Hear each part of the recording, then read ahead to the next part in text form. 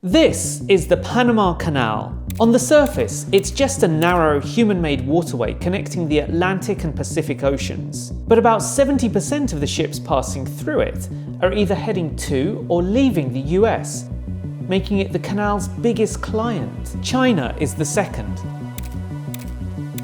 But since its inception, the canal has never been just about trade routes. It's about power, economic and military power. To further enhance our national security, my administration will be reclaiming the Panama Canal, and we've already started doing it.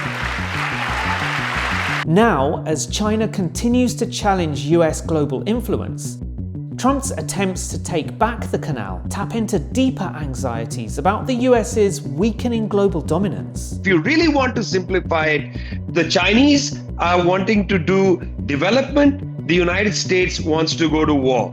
In that sense, the world has to take its pick. You can choose war with the United States, or you choose a new bridge. So what's really behind Trump's Panama play? Let's break it down.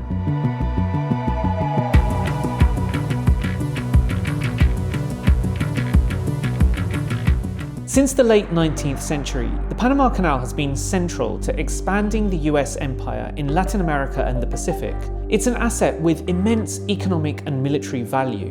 But first we need to understand choke points, strategic narrow routes providing passage through or to another region. Think of them as the busiest intersections for global shipping and military movement. More than 80% of global trade moves by sea. So whoever controls these choke points holds massive power over world trade. Take, for example, when the container ship, the Ever Given, blocked the Suez Canal in 2021. The 6-day blockage cost global trade almost $60 billion and held up well over 300 ships waiting to pass. And going further back, when Egypt nationalized the Suez Canal in 1956, it sparked a military invasion by Britain, France, and Israel, showing just how far countries will go to secure control over important waterways. Today, the Panama Canal is a similar choke point for trade. More than 40% of the canal's traffic accounts for trade between Asia and the US East Coast. The route cuts shipping times by about 3 weeks. Without it, a ship traveling from Hong Kong to New York City would have to travel around all of South America past Cape Horn, adding several days and over $1 million in fuel costs alone. But the climate crisis and frequent droughts have disrupted canal operations in recent years, intensifying debate over who controls, profits from, and ultimately dominates the waterway. US President Donald Trump claims US ships are unfairly charged higher prices to use the canal. But here's the thing. The US pays the same rates as everybody else. Tolls are determined by the type and size of ship, whether it arrived on time, and other factors. The Panama Canal Authority doesn't charge based on where a ship is coming from. So is Trump's issue really just about tolls and fees?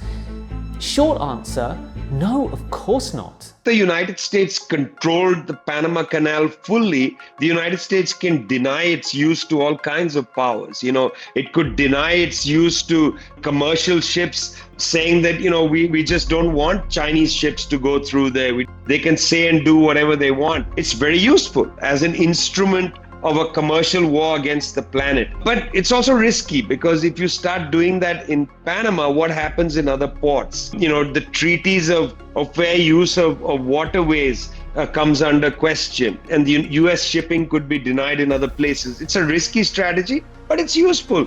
It's always useful for entities that want to exercise domination to have more instruments of domination. That's all it is.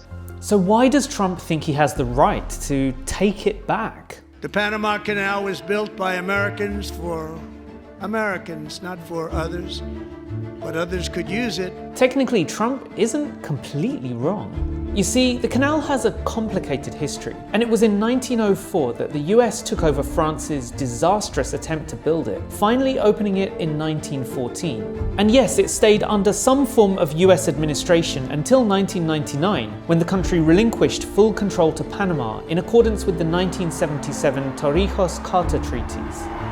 The treaties had two key points. First, the canal was to remain strictly neutral, with no country being given a military or strategic advantage. Second, the US reserved the right to defend against any threat to that neutrality using military force. But any threat was loosely defined, and that vague language is exactly what Trump is now using to justify his claims about taking back the Panama Canal. See, the US took on the Panama Project during a period when it was expanding its empire across the globe, and it was eager to extend that dominance into the Pacific, with naval power central to this ambition. What happened next was a pattern that would define US foreign policy for decades. When diplomacy fails, military force prevails. In 1903, President Theodore Roosevelt supported Panamanian secession from Colombia, helping it break away after that country's Senate unanimously refused to let the US build the canal. Roosevelt dispatched a warship to block Colombian forces, securing Panama's independence without ever firing a single shot. Within days, Panama granted canal rights to the US in perpetuity, a deal swiftly orchestrated by this French engineer who schemed his way into becoming Panama's new ambassador to the US. The deal also established an 82-kilometer-long canal zone, basically a little US inside Panama. Segregation in the canal zone mirrored Jim Crow laws, where mostly white American workers enjoyed better conditions and higher pay than their mostly black Caribbean counterparts. Since its completion, the canal proved valuable for US military operations. During World War II, it allowed the rapid deployment of naval forces between the Atlantic and Pacific, protected Allied shipping, and cemented the US's position as the dominant power in the Western Hemisphere. During the Cold War, the Canal Zone became the hub for US interference operations across Latin America. The infamous School of the Americas trained Latin American military officers, many of whom would later become dictators, torturers, or other human rights violators in their home countries, like Panamanian dictator Manuel Noriega. Globally, the Canal Zone became a symbol of US imperialism, where US military, construction workers, and their families, known as Zonians, lived under US law and enjoyed privileges denied to Panamanians working alongside them. Decades of Panamanian protest and global criticism against US imperialism eventually helped pressure the US into signing the Torrijos-Carter treaties in 1977, agreeing to transfer full control of the canal to Panama by the end of 1999. They mark the commitment of the United States to the belief that fairness and not force should lie at the heart of our dealings with the nations of the world. But this handover wasn't without controversy in the US. Conservatives were outraged, seeing it as surrendering a strategic US asset. The Panama Canal Zone is sovereign United States territory, just as much as Alaska is, as well as the states carved from the Louisiana Purchase.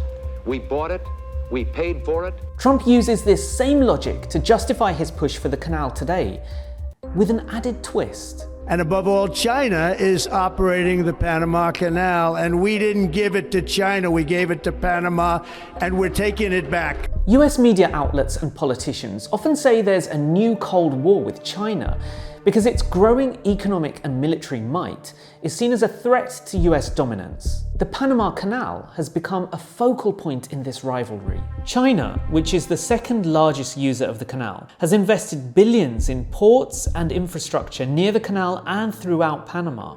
The subsidiary of a Hong Kong-based company has operated ports at both ends of the canal since the late 90s, although it has agreed to sell them to the US investment firm BlackRock. But this isn't the military takeover Trump has suggested.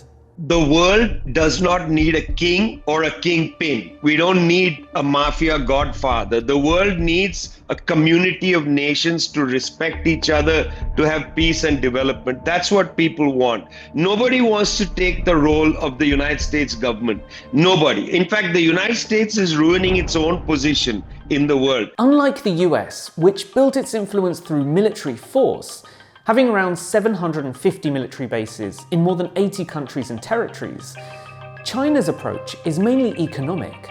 It doesn't have any military bases in Latin America, but it does have business contracts, investment deals, and trade partnerships. In fact, China has surpassed the US as South America's biggest trading partner. Through projects like the Belt and Road Initiative, China has funded infrastructure projects like ports, railways, and energy systems throughout Latin America and beyond, providing an alternative to Western-dominated development models.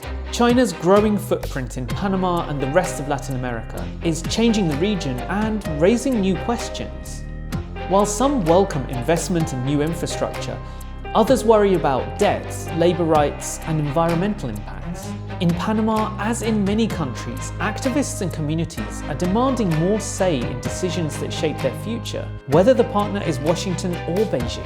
Prashad points to China's manufacturing ability and technological advancements as factors driving more hostile policy from the United States. It's not able to really compete with China as a capitalist power should compete. It just can't do it. And therefore it uses bullying and military force to try to subdue countries and to stop trading with China. I mean, you can do this as long as you want, but it's not going to be captivating for countries to be told you can't trade with China. If they can't trade with China and you don't offer them a substitute, you're stuck. So this whole idea of taking back the canal is really about a shift in global power dynamics. But experts say that China isn't necessarily trying to take the US's place on the throne. It's trying to replace the throne itself. The idea that the global system should be dominated by a single power. Instead, it seeks to create a multilateral, rules-based international system. So can the United States accept a world where it no longer dictates the terms of global engagement, and where countries like Panama make sovereign decisions about their own resources and relationships?